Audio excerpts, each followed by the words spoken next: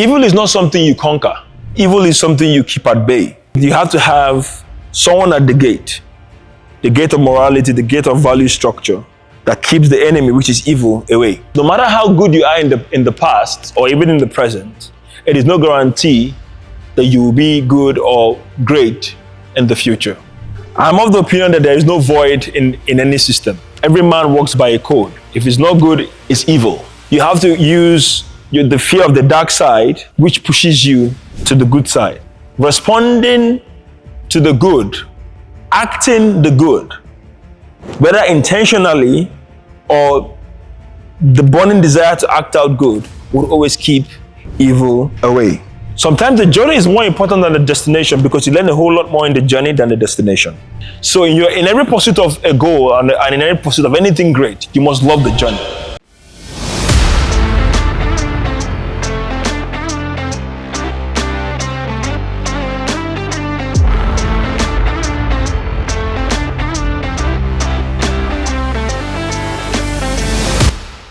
We have successfully made it to the very last part of this term.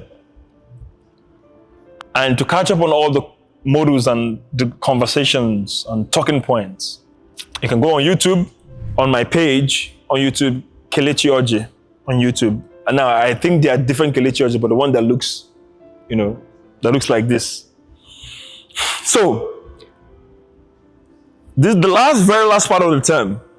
We have spoken a whole lot on pain, darkness, suffering, war within. I could be wrong, but I don't think I am.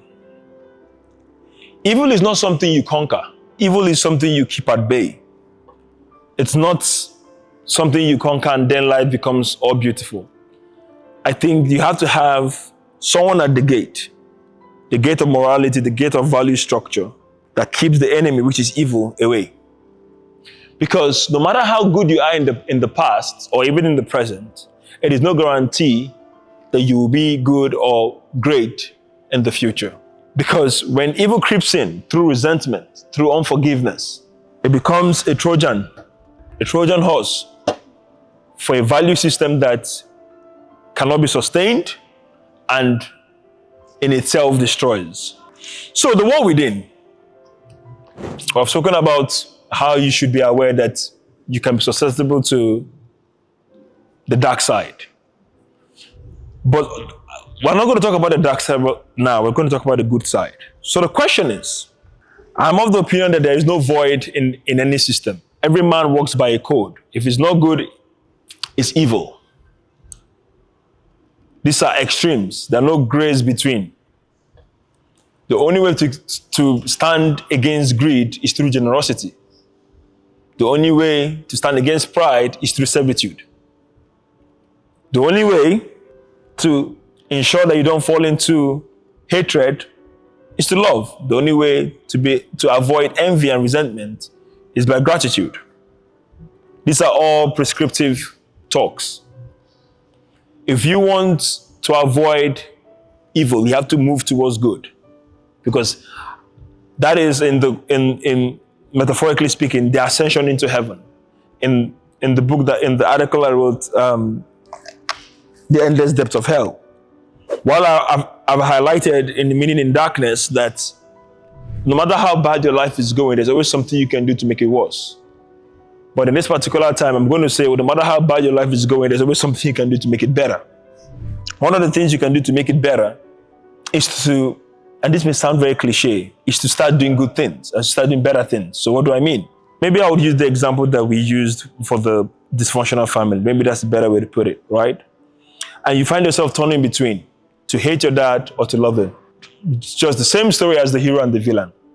To be a better man, sometimes you have to intentionally, against all odds, do better things. I saw a quote, I'll paraphrase it. It says, a man can be in love by acting like he's in love. Something around that nature. So the things you want to become, you have to act it out. Sometimes religiously. Sometimes you have to show extra generosity because you don't, not necessarily because you feel like being generous, but because you don't want to be greedy.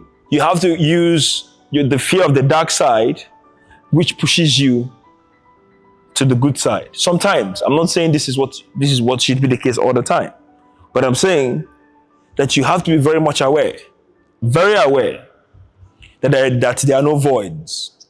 It's either you're pushing towards heaven or descending towards hell.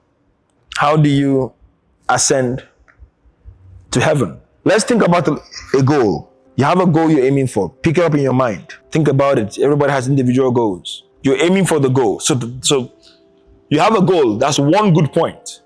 You're aiming for a goal. That's another good point. You aim and you missed. Great. It's better to understand.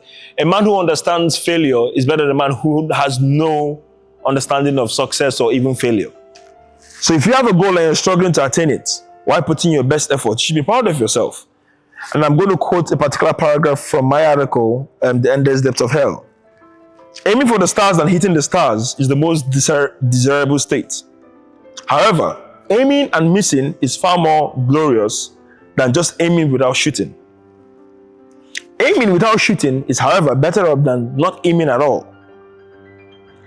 Having a star and the possibility of aiming is far better than not having a star to aim at all. Not having a star to aim at while seeking one is closer to heaven than not seeking a star at all. You see, what I have done here is I have laid out I've laid out a whole spectrum of not having any goal, not having any ambition, to having an ambition and meeting that ambition. And there are several things in between it. So if you have a goal and you're struggling to attain it while putting in your best effort, you should be proud of yourself. At least you have a goal, the desired state. And you know that you're not there yet. So that's another thing, right? Sometimes we have goals and us not meeting those goals discourages us. But having a goal and working towards the goal is far more a glorious thing than having no goal at all. So you see yourself in school trying to keep up with academics. It's far more better than just say, you know what, I'm done with education, school doesn't work. There's another key that can open this door. You know this quote that I said, education is the key. I say a quote, this is just a crazy thing. It's education is the key. Someone says, but someone has changed the lock or something very stupid. So whatever the goal it is, the idea of having a goal means that you can be better. That's the whole concept. If you're already in a better, perfect place, there's no point having a goal. So having a goal already means that you're where you are could be okay, but you could be better. That's why we have the goal. That's why we're all going to school, to better ourselves one way or the other. Now I said also, you know that at least you have a goal, the desired state, and you know that you are not there yet. If it were, it wouldn't be a goal. Also, you know that to get there, you must try. So let's say you have given up.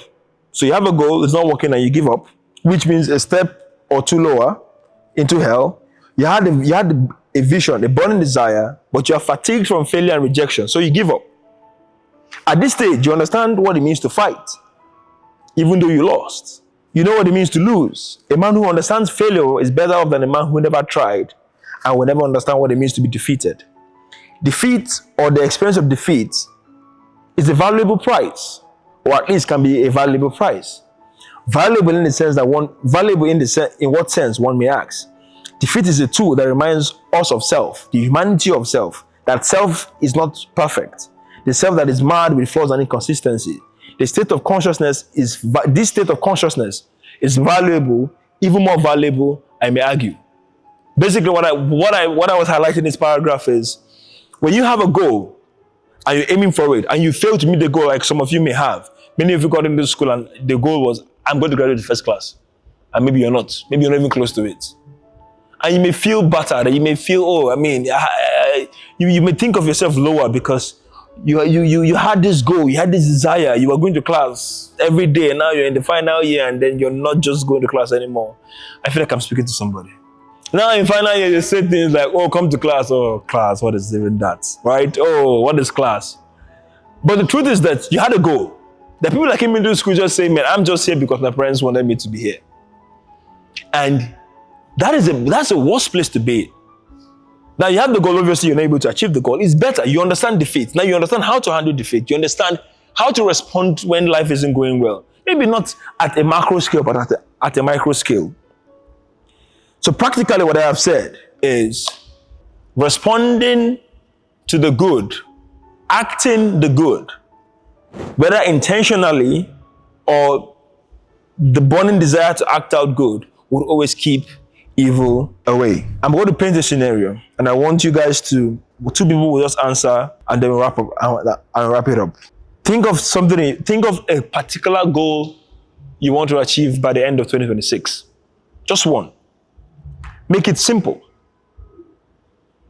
30 seconds. Now, think. I'm sure that's not 30 seconds, but permit me. Now, think of what you're willing to do to achieve the goal.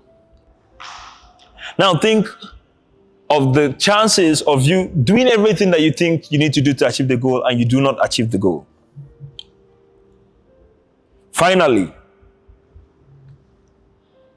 ask yourself this question. What is more important, the journey or the destination?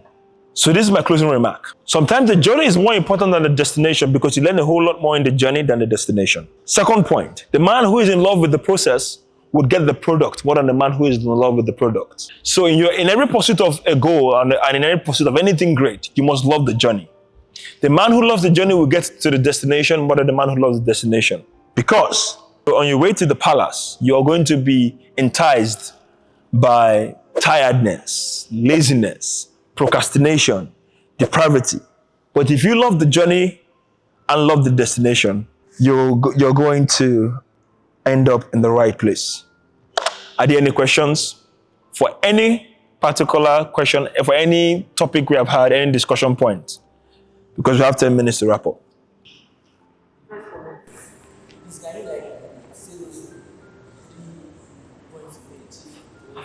What's the question?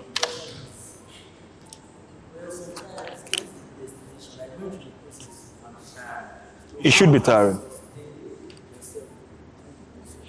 Okay, so sustaining yourself through the process. Now,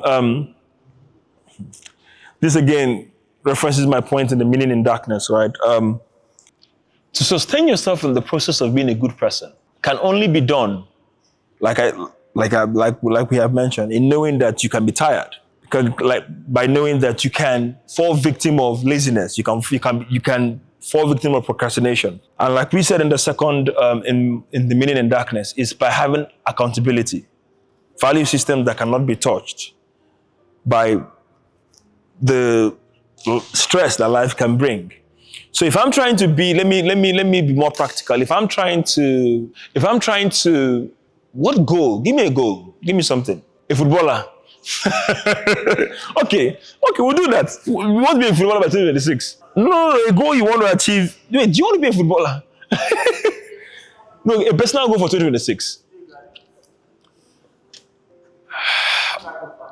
Okay, good. So no carryover, no extra here. Good. So that's a goal. Now, the truth is, what are the distractions? What are the things you have to be aware of? Distractions. When I mean distractions, I'm not saying what are the distractions around you. What are the things you're more likely to be distracted by? That's one. Number two, look for people who have that strength. So people who are not distracted by those things. Right? And then so that's where accountability partner comes in and the systems that you build around. And when you do that, the truth is sometimes you have to also become a servant to those people. Not a servant, I'm not saying that but you have to put yourself under them. And when you do that, you would see a level of sustainability. But more than that, philosophically speaking, I see a lot of people look up when they're trying to achieve. So if I want to do something great, I tend to seek for someone who has done it with me and to draw from his. But sometimes the people you need are actually by your side, because I am of the opinion that if you look up solely, you're more likely to make the same mistakes that the people who have gone above you made in time past. So number one is be aware of the fact that you may be tired and you may procrastinate. Number two is have the value systems, accountability. Value systems, accountability, they're the same thing. So you say that the value system becomes your accountability, or someone else who has a stronger value system becomes your accountability. So that is that actually highlights what I even said with the first question you asked. Okay. So you don't need the mic. No, not really. Okay. So I think another thing that can sustain you through the process is knowing your why. Yeah, the why. Yeah, that's the value system. Yeah. So, thank you all. One more thing to online viewers and people who may consume this content. So, next term, we are going to be discussing. Oh, come on. Just a moment, please. Just a moment. Just a moment. Okay, yeah. So we're going to be discussing. Actually, the theme for next term is going to be morality, evil, and the shadow of self. The monster at the door, which is a continuation of the war within. Good, evil, and the fading light. The world and its spells. So, closing remark. We have spent the last 5 to 6 weeks discussing pain, suffering, darkness. How do you respond to life in those very, very hard times? And Nebula Academy is not prescriptive. We are not trying to prescribe to you how to approach life, in as much as we hope that you approach it well. We do not claim to have the answers to all the questions. However, what is most important to us is that you're able to think. And through your thinking, and to guide you in your thinking, and through your thinking, maybe you have the answers to the very questions you ask. We do not want you to memorize the talking points. We do not want you to only draw theological lessons from the lectures, but we want you to be able to think through them, so that when you're faced with life challenges, as we all will be, your reactions and your responses will reflect that you have, one way or the other, encountered some level of wisdom while consuming the content of this course. So I thank you all for spending the time all the way from Module 1 to Module 3. The term will go for what we call midterm break. And in another month or two, we'll be back with Term 2, and we hope we have become better prepared, more refined, and more critical and sharp in our thinking. Remember, most of our content and updates you can check out at thenebulahouse.com. The Nebula, N-E-B, we'll put it up somewhere here, .com. Go to the website. We have a chapter room where we pick a book in a month and read. It's like a book club meeting. We have the writer's room, which is going to be coming up soon. And the academy, which we are going to sustain, and the publishing firm, where we will be publishing books written, hopefully, by people who consume content from the Nebula House. So once again, this is the Nebula House, from imagination to infinity. See you soon.